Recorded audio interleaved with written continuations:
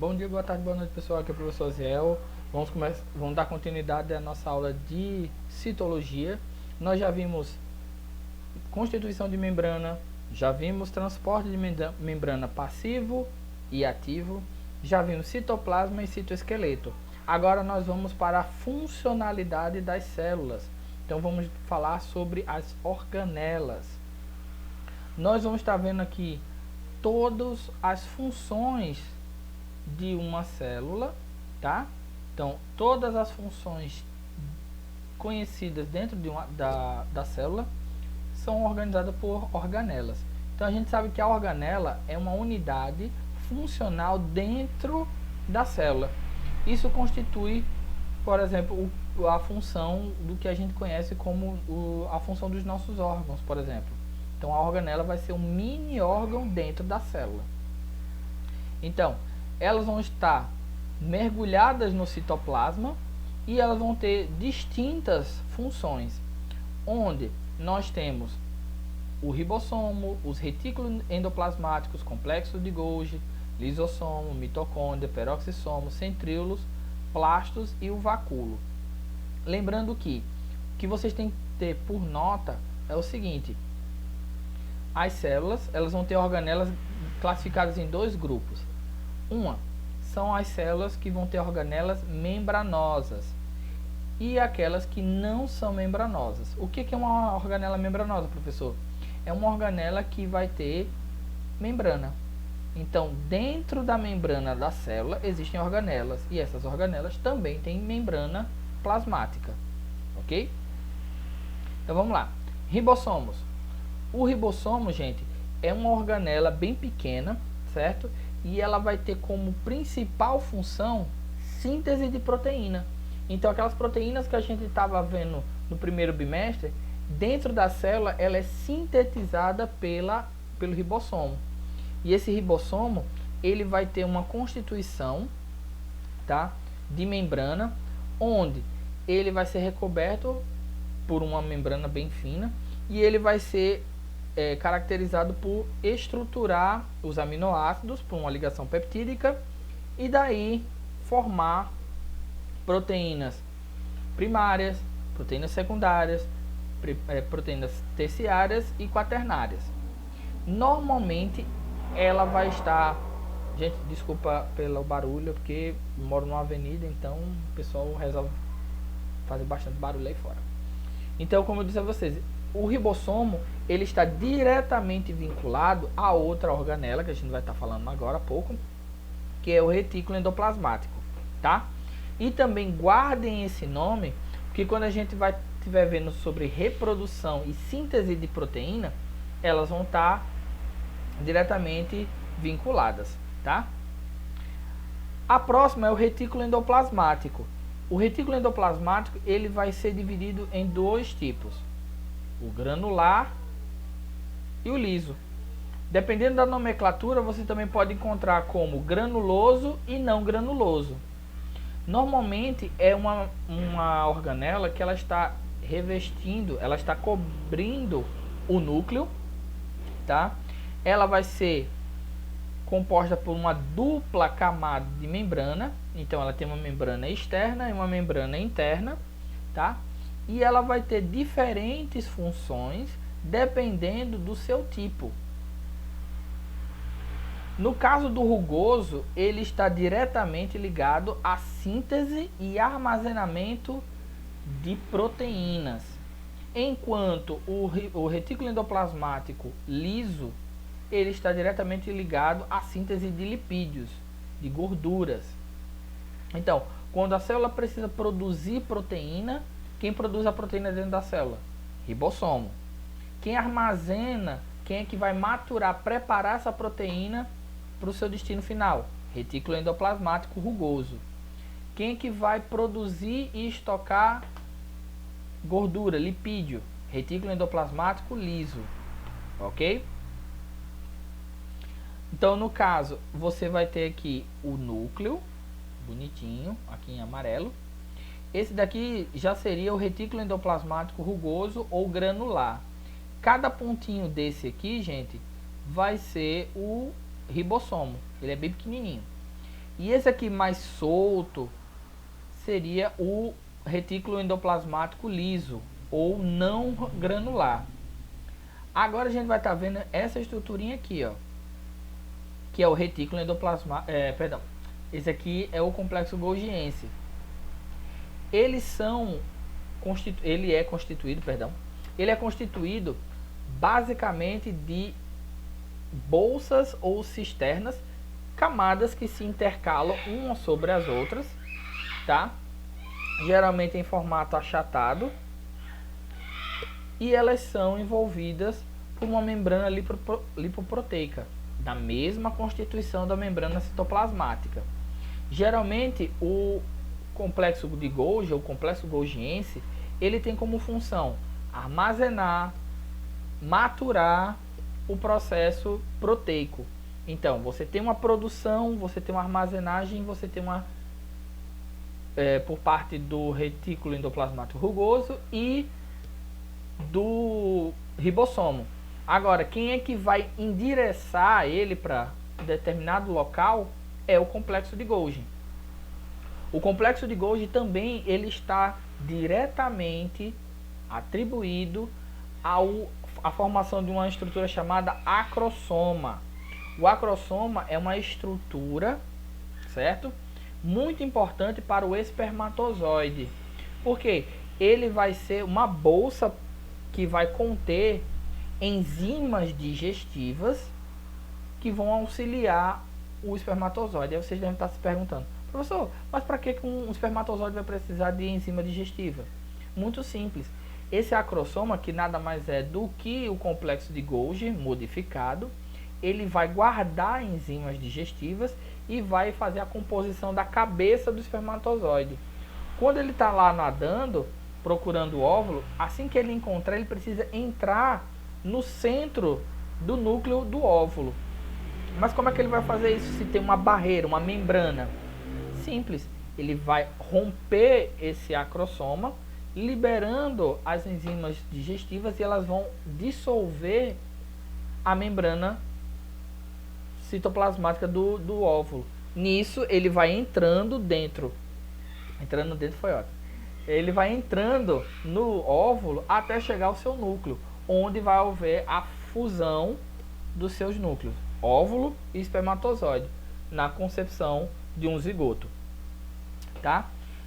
Outra característica, ele vai também armazenar e endereçar os lipídios, mais especificamente os hormônios.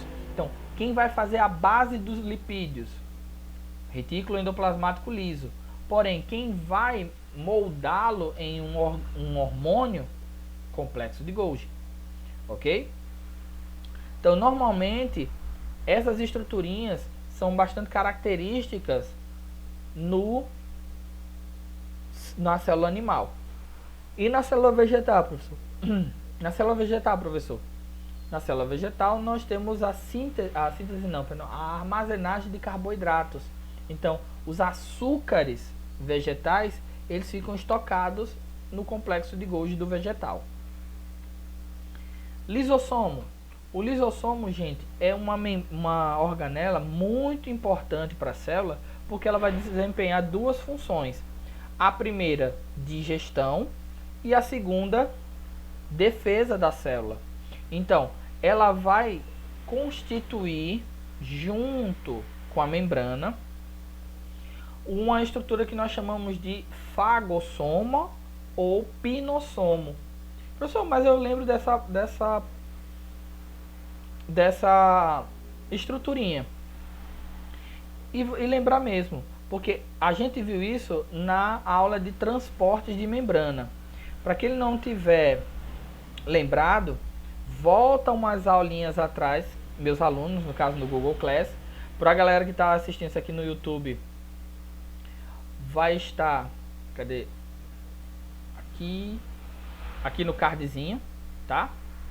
A aula que eu falei sobre transporte de membrana.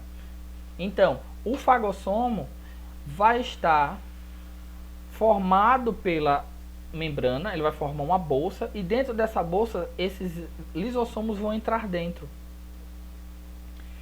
Eles entrando no fagossomo, eles vão liberar as enzimas digestivas. que vão dissolver essa partícula de alimento, certo? Liberando as substâncias necessárias que a célula precisa.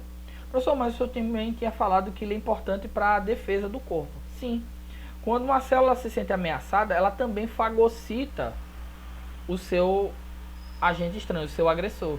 Nisso, para a célula se defender, ela vai digerir o agente invasor.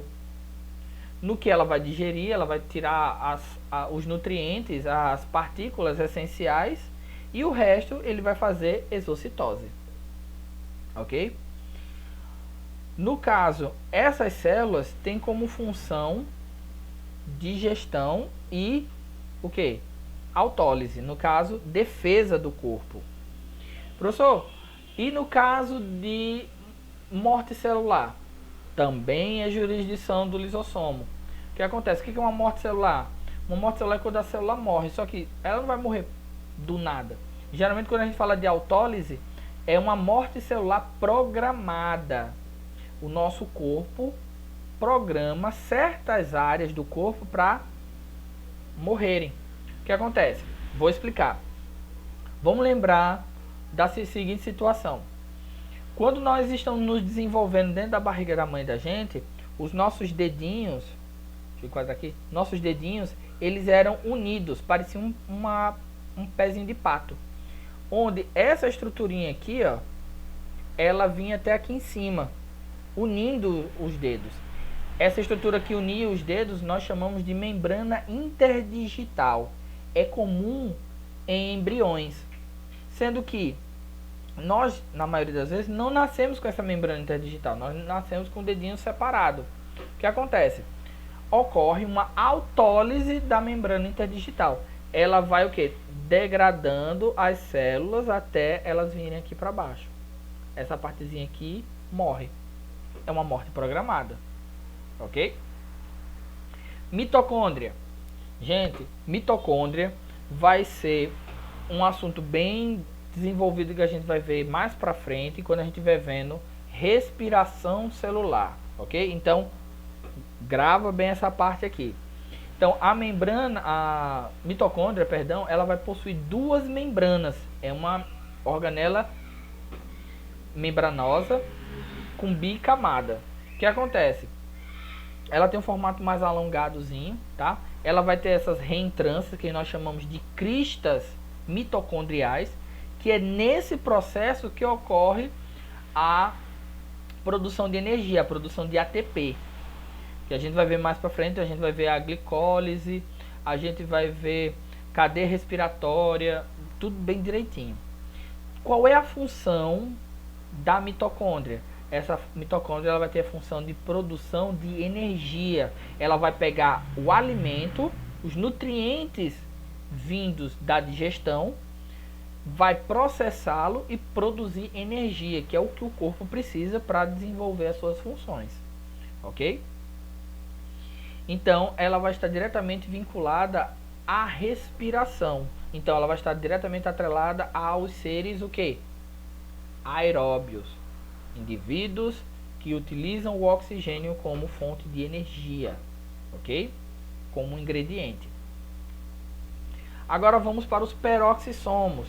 Os peroxissomos eles têm uma função bem definida, que vai ser o quê?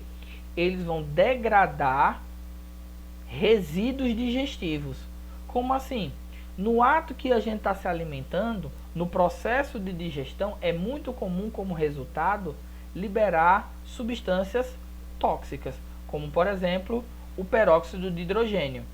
O peróxido de hidrogênio ele vai ser o que é popularmente chamado como água oxigenada.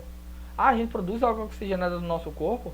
Produz, sendo que em pequena quantidade, logicamente que a gente vai digerindo, e assim que ele é produzido dentro da célula, ele vai ser automaticamente já quebrado pela essa organela. Ela vai produzir uma enzima chamada de peroxidase. A peroxidase ela vai pegar o H2O2, que é a água oxigenada, o peróxido de hidrogênio, e vai quebrar ele em duas substâncias inofensivas para o nosso corpo. Uma delas, água, e a outra, oxigênio. Ok? Geralmente, células vão ter peroxissomos, sendo que as células hepáticas vão ter essa organela em maior quantidade, ok? Porque o nosso fígado, ele tem como uma das suas funções, uma das inúmeras funções do fígado, é o que? A desintoxicação do corpo. Agora vamos para uma organela não membranosa, ela não tem uma constituição de membrana, que é os centríolos. O centríolo, ele é uma organela não membranosa e tem a capacidade de autoduplicação. Ele tem a capacidade de se autoduplicar, se dividir sem precisar de um processo para isso, ok? Ele é constituído, certo, de uma estrutura chamada de microtúbulo, tá? É feito de tubulina, e ele vai secretar essa proteína para uma importante função na organela, na célula, perdão, que seria a reprodução celular, a formação de fusos mitóticos. Professor, e quando a célula não está se dividindo, ela não está se reproduzindo, o centríolo fica sem função? Não. Ele é responsável pela confecção de estruturas locomotoras para uma célula. Cílios, flagelos e entre outros. Tá? Então, agora vamos para algumas organelas, tá? De cunho vegetal. Até então, todas essas células que eu citei agora, elas são de origem animal. Agora vamos para as de origem vegetal. Ah, professor, então quer dizer que célula vegetal não tem retículo endoplasmático rugoso, liso, complexo de Golgi? Não, não tem. Perdão, tem. Sendo que nós temos algumas células organelas exclusivas para os vegetais. Por exemplo, uma organela que a célula vegetal tem, que o animal não tem, seria o seu vacúolo, tá? O vacúolo é uma organela sacular ou saculiforme, em formato de sacola. Geralmente ela vai ocupar quase que todo o espaço da célula, tá certo? Onde nós vamos estar vendo essa estruturinha com várias funções.